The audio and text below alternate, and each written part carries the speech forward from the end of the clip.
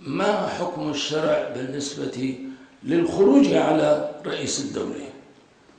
نعم، لمطالبة رئيس الدولة بالرحيل لهتافات الإسقاط. طيب، باختصار، وقد سمعتم الآن طرفا أو مختصرا من الجواب، لكن سأتحدث عن جانب آخر وسأتحدث عن الأدلة والبراهين. يقول لنا رسول الله صلى الله عليه وسلم: مهما كان الحاكم جائرا فاسقا منحرفا يجب السمع والطاعة، ولا يجوز الخروج عليه إلا إذا رأينا كفرا بواحا.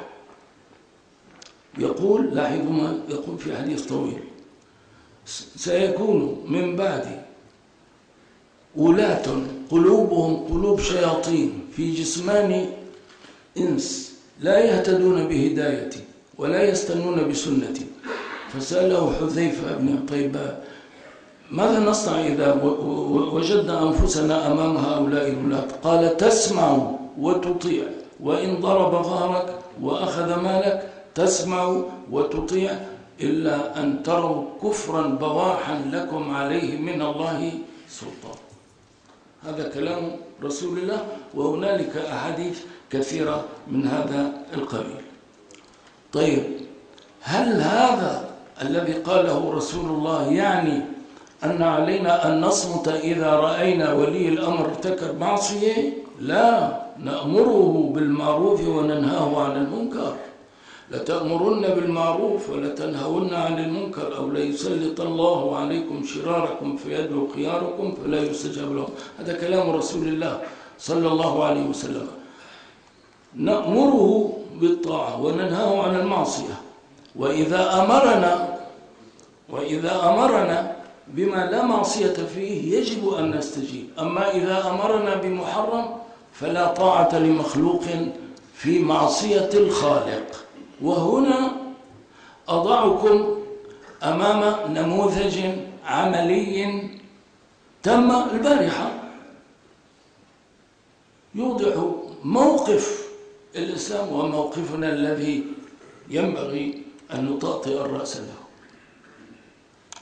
رأينا ولعلكم رأيتم صورة السيد الرئيس بسطت على الأرض، صورة كبيرة جدا جدا، ودعي شباب من الأطراف ننظر فنجد أنهم سجد فوق هذه الصورة. طيب، هذا منكر، ولا شك أن الذين فعلوا هذا تلبسوا بالكفر البواح المؤكد.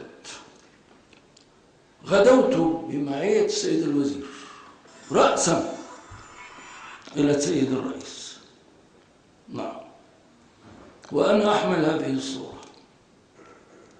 قلت له: تأمل سيادة الرئيس، أنا أحلل تحليل ظني، هؤلاء الذين فعلوا هذا الأمر هم في الظاهر من مؤيديك، ولكنهم والله في الباطن ممن يشنؤونك. نعم.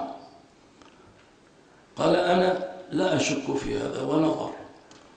قلت: الآن الهدف من وراء هذا أن يشيع في المجتمع هذا الأمر، وأن تزداد مشاعر الثورة الهائجة ضد، ومن ثم يوجد من يقول لعل السيد الرئيس هو الذي أوحى بهذا أو هو راض، إذا أنتم تقولون الكفر البواح، ها هو ذا الكفر البواح وجد. لم أشهد أن السيد الرئيس غضب غضبة كالغضبة التي كنت مع السيد الوزير تجلت في شكله وكلامه بالأمس. قال: أنا أسجد لله، أنا أعبد الله، كيف أرضى أن يسجد لي الناس وأنا الذي أعبد الله وأسجد له؟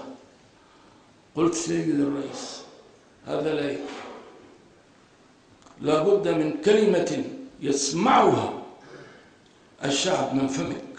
قال: سأتكلم، ولكن ما دامت هنالك ندوة غدا فقل بلساني ما تعلمه من عقيدتي التي أقولها. نعم، وأنا أقول لكم نعم، أولا من فعل هذا فقد تلبس بالكفر البواح، سجد لغير الله عز وجل.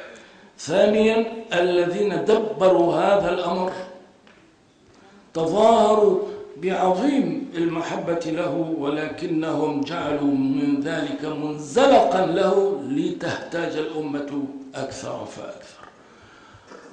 ولعل لسان حال السيد الرئيس يقول لأولئك الناس الذين فعلوا هذا الأمر: أنا دون ما فعلتم ولكني فوق ما في نفوسكم.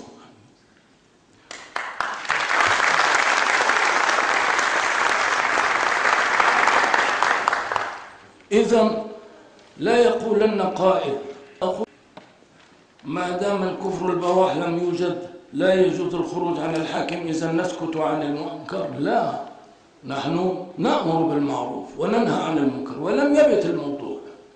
لما رأى السيد الوزير هذه الصورة التي تستفز المشاعر الإنسانية فضلا عن الدينية، رأسا غدونا إلى السيد الرئيس. وأقول هنا الباب مفتوح، ولا يقولن قائل وكيف السبيل للوصول إلى المسؤولين. والله من أراد أن يتحرك لإقامة الحق وللدفاع عنه ليجدن الأبواب مفتحة، ولا يمكن أن تكون الأبواب مفتحة أمام إنسان مثلي وتكون مغلقة أمام آخرين يبتغون الحق ويخلصون لله عز وجل.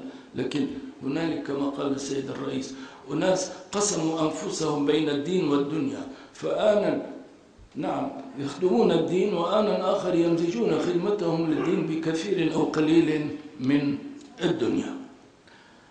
بقي أن أقول شيئا أيها السادة والسيدات. الخروج على الحاكم إذا لم نجد كفرا بواحا، بل وجدنا مظاهر الدين والإيمان، فيه خلاف.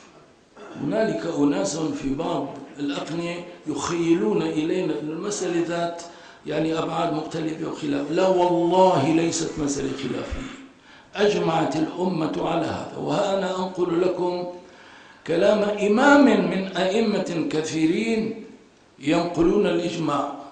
الإمام النووي معروف، الإمام النووي يقول: وأما الخروج عليهم على أئمة المسلمين وقتالهم فحرام بإجماع المسلمين وإن كانوا فاسقين ظالمين، وقد تظاهرت الأحاديث الكثيرة في بيان ذلك. نعم، هذا كلام الأئمة وليس كلام الإمام النووي فقط.